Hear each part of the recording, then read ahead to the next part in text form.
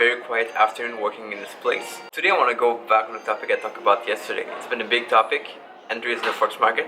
I actually wanted to do both entries and exits in the same video, but it didn't happen. So today we'll focus on exits.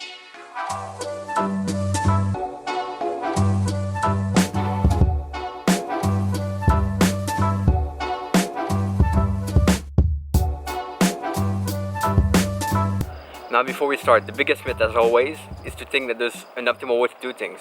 If only you can find the perfect way to exit every trade, you're going to be successful and you're going to make a lot of money. This is a myth.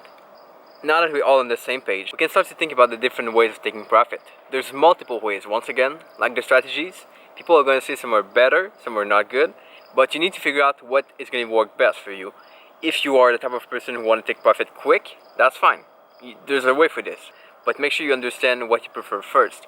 And that is going to require some practice, some time that you spend trading. Otherwise, there's no way you can figure out what works best for you.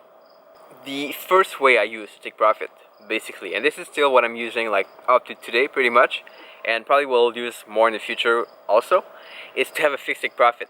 So you enter your trade, and based on your stop loss, you put your take profit.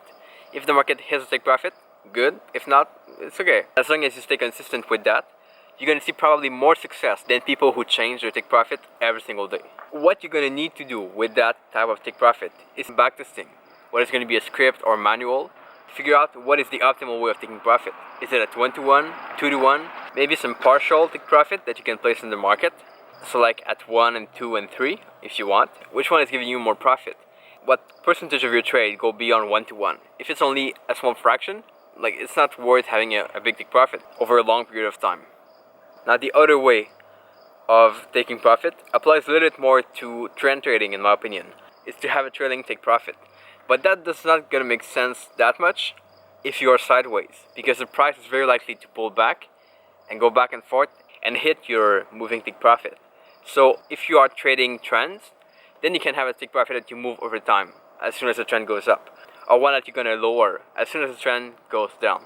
Okay, that works also. There are many ways of moving your stop loss, of course, and this is where people are going to get confused a little bit.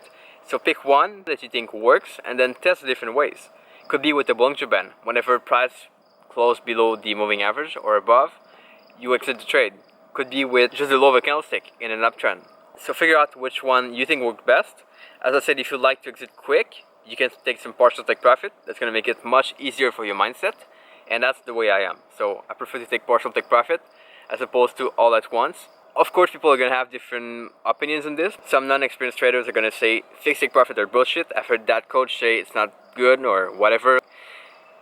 But you figure out what works best for you, you test what you find, and if it's good, you can use it, right? But don't change every single week, because everything in trading you change every single week, it's not going to work. And the only way to be consistent in trading is to be consistent in your action. So I hope this is valuable for you guys. It's been quick. I'm ready as always to go deeper on those topics. Ciao.